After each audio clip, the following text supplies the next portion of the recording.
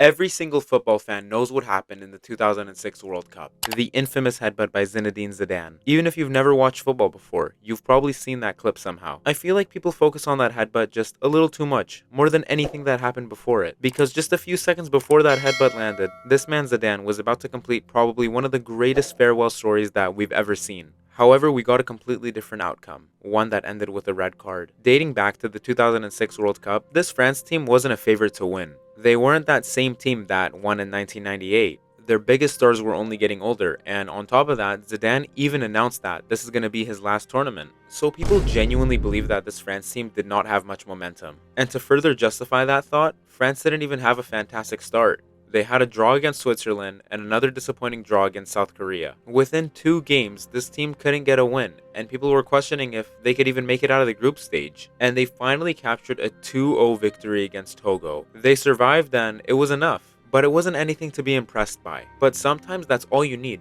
that little push of momentum, because as soon as the knockout stages began, this team evolved. Their first game came, and it was against Spain. This squad is nearly the same team that won the 2010 World Cup. You have amazing veterans like Raul and Puyol and Casillas, Ramos and Xabi Alonso, and not to mention David Villa and Xavi. And that's just a few of the great names that were on this stacked team. And this is when people started to pay attention. Spain scored first, with a penalty led by David Villa. And during that goal, everyone began thinking that this France team is already done. But that goal really did wake up France, because Ribéry equalized, Vieira gave France the lead, and to top it off in extra time, getting the ball through Puyol and Casillas was Zidane. France won 3-1, and with a strong comeback and a victory like that, everyone started believing in this team again. And if you think that Spain team was stacked, just wait. In the quarterfinal, they had to face the defending champions, Brazil, and I think many people are familiar with the squad. You had Ronaldinho, R9, Kaká, Adriano, and Roberto Carlos, a team that essentially has some of the greatest players we've ever seen.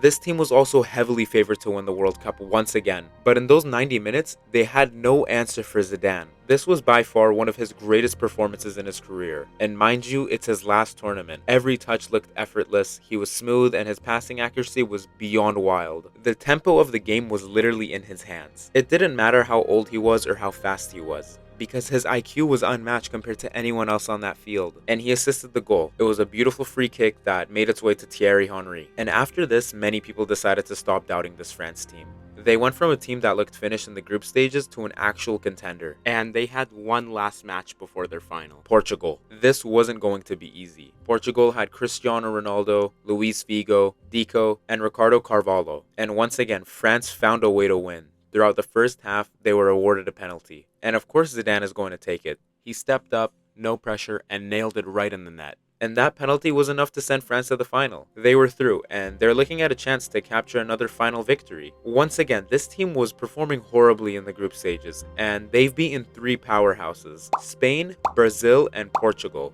3 giant teams, and nobody expected them to make it this far, with the main man being Zidane in his last ever tournament. It was almost as if it was scripted with how amazing this France team's run turned out. And now we're on to the final. France vs Italy. Both teams have won previously, and within 90 minutes, one of them will win once again. And this game couldn't have started any better for France. They were awarded a penalty, and Zidane is there, in a World Cup final with one of the greatest goalkeepers in front of him, Buffon. Millions are watching. The pressure literally can't get any higher. And what does he do? He doesn't go in for a banger of a shot or try to play it safe. He goes in for a chip. It clipped the underside of the crossbar and barely bounced over the line. And just like that, they lead 1-0. The shot he took is beyond ridiculous.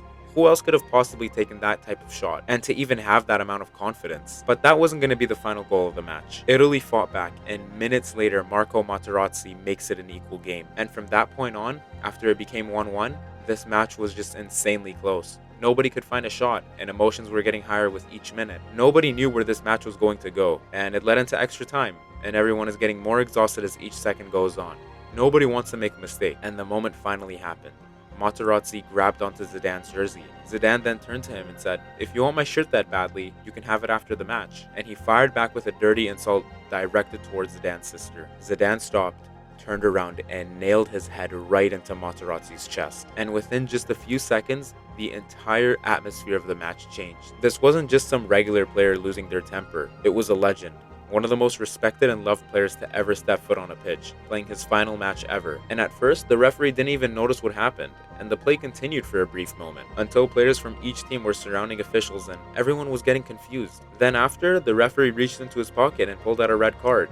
And just like that, it's over. There wasn't a farewell goodbye, there isn't a final applause. It's just a red card. And that's by far one of the most heartbreaking walks in football history. As Zidane walked off the pitch, an iconic moment was captured. The World Cup trophy sat just a few feet away from him. He walked past it, didn't even look at it either, and he just kept walking towards the tunnel. And that image says more than words ever could. On top of that, Zidane's sister was taking care of their ill mother at the time, so I really can't blame him for making such a decision like that. A majority of people wouldn't be able to control themselves if an insult got under their skin, especially one so personal. And this 10-man France team managed to hold on until they went into penalties. Except something was missing: their captain, their leader, and one of the greatest penalty takers in football history. France lost, and sometimes I ask myself, could France have won if Zidane was still on? And I think absolutely. Italy was an insanely tough team that year. So objectively, we don't know what would have happened if Zidane stayed on or not. It's unfortunate we never got to see the match turn out the way we wanted it to. Italy became world champions, and Zidane didn't get the ending that anyone imagined. And a question that I've been hearing recently is that, did Zidane's headbutt ruin his legacy? Truthfully, if you want my opinion, I don't think it did, and let me tell you why. This man is one of the greatest midfielders in football history. He has a Ballon d'Or. He has a Champions League. He scored twice in a World Cup final where he won it. He's dragging an aging France team past 3 powerhouse teams. And on top of that, this man has a reputation for being an amazing coach as well, and he has the accolades to prove it. Those achievements don't suddenly make you a bad player because someone made you angry for 5 seconds. But if I am being honest, it for sure changed the way how people remember him. If I ask someone that has little to no soccer knowledge, they're not going to think of the amazing achievements I mentioned, or his vision or his passing. They'd probably just remember the headbutt, which is the upsetting part. Because one emotional moment where he'd clearly been provoked became just as famous, if not more, than his entire career. I've always found this moment in football history to be incredibly heartbreaking. Zidane was one of the greatest players ever, and it's so sad seeing that photo of him walk past the World Cup trophy, knowing that he could have won too and made him even greater than he already is. And sometimes, your legacy isn't going to be decided by the thousands of hours that you've put into practice and all of the trophies you won. Sometimes people are just going to remember you for a decision you made where someone really got under your skin. And that's why I think that Zidane has one of the most saddest endings in football. And if you made it this far, I'm really appreciative. Please subscribe or like or whatever. Comment if you want. I'll try my absolute hardest to reply to you.